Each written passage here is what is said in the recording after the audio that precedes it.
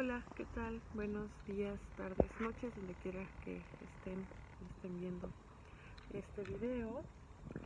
Eh, ya perdí el número de días de guerra en los que estamos. Y bueno, ha sido difícil para mí poder seguir subiendo videos porque verbalizar las cosas de una u otra manera revictimiza, ¿no? En un primer instante antes de que se pueda trabajar a nivel psicológico. Pero bueno, la situación en la que estamos viviendo no es nada fácil.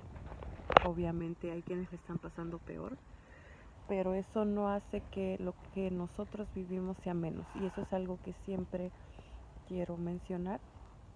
Ya vamos para 8 meses de guerra, seguimos bajo ataque ruso, y todos los que tenemos un vínculo cercano con Ucrania, que tenemos, por ejemplo, en mi caso mi esposo, mi hija, la familia de mi esposo, vivan o no vivan aquí, hayan vivido, pues es decir, que en algún periodo de tiempo hayan vivido o que incluso hayan salido de refugiados, a todos nos ha impactado de distinta manera, en distintos niveles.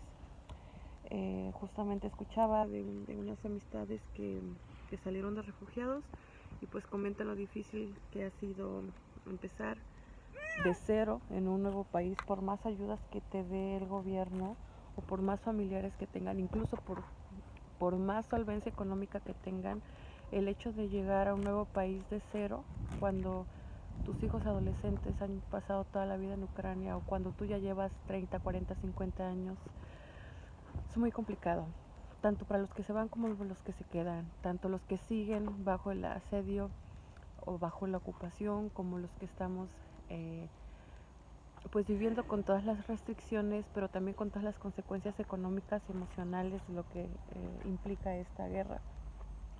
Hace unos días tuvimos una lluvia de bombardeos, como lo han vendido en los medios, que no es más que otra cosa que un ataque, ¿no? Pues sí, en su mayoría infraestructuras eléctricas, de suministro de energía, pero también a civiles. Sin importar si lo hicieron deliberada o no deliberadamente, al final de cuentas el daño a la infraestructura también es daño a los civiles. Nosotros estuvimos sin agua y sin luz. Solamente ese día, gracias a Dios, se reactivó los servicios por la noche, y gracias a Dios nunca nos quedamos completamente sin comunicación. Sí nos quedamos sin internet, pero la señal de teléfono seguía trabajando relativamente bien, y eso nos permitió mantenernos en contacto con nuestros familiares, mantener también seguir las noticias, ¿no? Entonces, hablando específicamente de esa situación, en nuestra ciudad sí bombardearon una central eléctrica a las afueras, pero gracias a Dios a nosotros no fue dentro de la ciudad, fue a las afueras de la ciudad. Y sí, sentí como si fuera un temblor, y escuché, fueron 2 bombardeos, fueron 2 misiles, y pues emocionalmente es muy chocante, ¿no? Claro que sí, y esta es la tercera vez que me toca escuchar y sentir, ¿no?, la cuestión de los bombardeos, y no es nada agradable, se los prometo que no. Y aunque el que ha estado más cerca de nosotros fue como a 2 kilómetros más o menos, pues el miedo no es un miedo de morir, es más una frustración de qué hacer. Bueno, esa es mi percepción, ¿no? Y pues la verdad es que ha sido muy complicado. Ese día estuvimos 5 horas bajo alarma aérea, y el día siguiente también 5 horas bajo alarma aérea. ¿Qué pasa cuando estamos bajo alarma aérea? Nosotros debemos de ir a la parte de abajo, pues al búnker, para pues estar lo mejor protegidos posible, pero no siempre es lo mejor. Por ejemplo, ahorita, bueno, como el edificio donde vivimos es relativamente nuevo, hay mucho olor a cemento y hay mucho polvo todavía. Entonces, de la última vez nos enfermamos muy fuerte.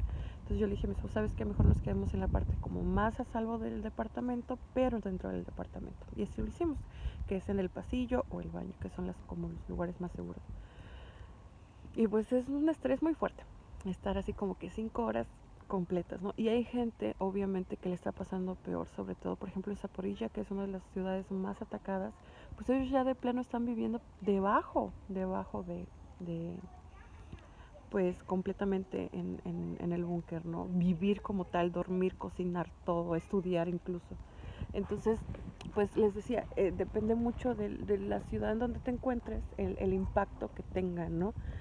También, obviamente, tiene que ver con el, pues de cierta manera, pues el trabajo, ¿no? Por ejemplo, hace un par de días en Nicopol, si no mal recuerdo, o en una de estas ciudades, bombardearon un mercado y murieron personas, transeúntes, vendedores.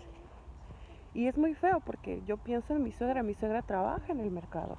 Entonces, si hubiese sido nuestra ciudad y si hubiese sido nuestro mercado, pues la posibilidad de que le haya afectado a mi suegra pues es muy alta, ¿no? Y así es.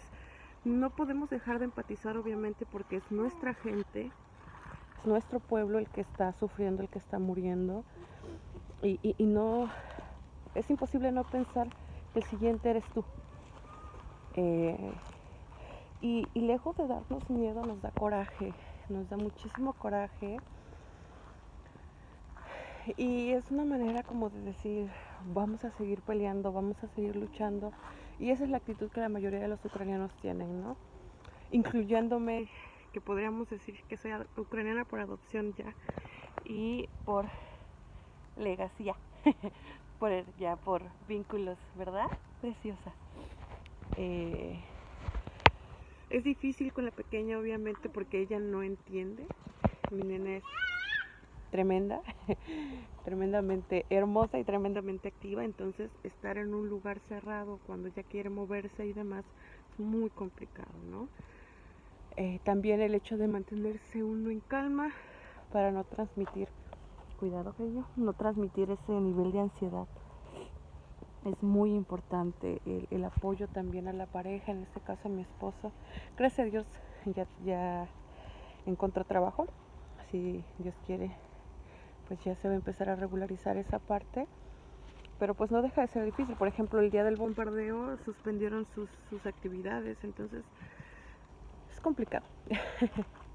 No imposible, gracias a Dios nosotros seguimos a salvo, seguimos relativamente bien y respeto, de nuevo, respeto a las personas que han tomado también la difícil decisión de dejar el país para refugiarse, pero en nuestro caso pues decidimos permanecer juntos, ¿no? Bueno, muchísimas cosas que decir, pero en general quería decirles gracias. Gracias por seguir al tanto, gracias por preguntar cómo estamos. Gracias, yo sé que a ustedes como le llegan las noticias como 2 días, ¿no? De retraso entre que los noticieros se enteran y en lo que hacen traducciones de las entrevistas y en lo que se difunde prácticamente pues son 2 días de retraso, ¿no? De cómo vienen enterándose de aquel lado del mundo. Pero eso no le quita el hecho de que pues sea agradable leer mensajes de cariño, de apoyo y pues seguimos en pie de lucha, seguimos pues con toda la actitud de seguir firmes. Hay días más difíciles que otros, hay muchos días de ansiedad, muchos días de incertidumbre, pero eso siempre se transforma en energía, siempre se transforma en ganas de querer seguir resistiendo y en un grado de identidad y de cariño, ¿no? Por toda esa gente que sigue resistiendo, por toda esa gente que sigue dando la vida por cuidarnos. Y bueno, en mi caso que yo escucho analistas hispanohablantes, es muy triste ver, sobre todo en Latinoamérica, pues hay analistas que hasta con grados académicos que decían, una conocida por ahí, que un doctorado no te quita lo pensativo. Entonces, siguiendo todo el discurso del Kremlin, ¿no? Es triste, pero bueno, es real. Pero bueno, están aquellos que son pues más neutros y incluso ellos, ¿no? Pues entendible, hablan desde la comodidad, desde su casa, hablan desde incluso, ¿no? Desde esa frialdad y desde ese raciocinio del que presumen. Y para ellos es relativamente fácil, ¿no? Pensar que se tiene que hacer concesiones cuando tú estás dentro y ciertamente lo vives desde el punto de vista emocional, pero también desde el punto de vista de identidad de tantos años de lucha, uno piensa, es que ceder, vaya, ni medio kilómetro, que si Crimea es ucraniana, no es ucraniana, que bla, bla, bla. O sea, realmente sigue imperando muchísimo, muchísimo, muchísimo ese discurso del agresor, ¿no? De, es que hay que ceder para que, pues, no se sientan mal, bla, bla, bla. Híjole, yo no me imagino en una situación de agresión donde tú le digas eso al agredido y le digas, pues concédele algo al agresor, ¿no? Y hace unos días vi un video que no he podido compartir, espero compartirlo pronto, donde justamente, aunque un poquito tendencioso y dramático, pero real, se pone Ucrania como si fuera una mujer. Y justamente habla de su vecino agresor y de su vecino violento y dimensiona bastante bien la situación, ¿no? La situación que ha vivido Ucrania, no de 2014 nada más, de años, de años, de años. Y pues bueno, yo los invito a que analicen un poquito, que sigan a personas, que no nada más se queden con los noticieros. Yo sé que a veces es muy fácil solo sentarse y prender la tele y ver lo que hay disponible, pero los invito a investigar, los invito a, si no a ver youtubers, si no quieren hacerlo, porque hay muy buenos analistas, pues hay también libros disponibles online, hay bastantes artículos, tanto de opinión como históricos, y pues bueno, a pensar justamente que esto, esto es solo el punto, es la punta del iceberg. Hay muchísimas cosas de fondo y que ceder no es una opción. Ceder en ningún sentido. Sí, ¿verdad? Entonces, pues gracias de nuevo. Les deseo lo mejor, donde quiera que estén, que nos vean. Muchísimos, muchísimos abrazos, besos, muchísimas bendiciones y que viva Ucrania, slava Ucrania.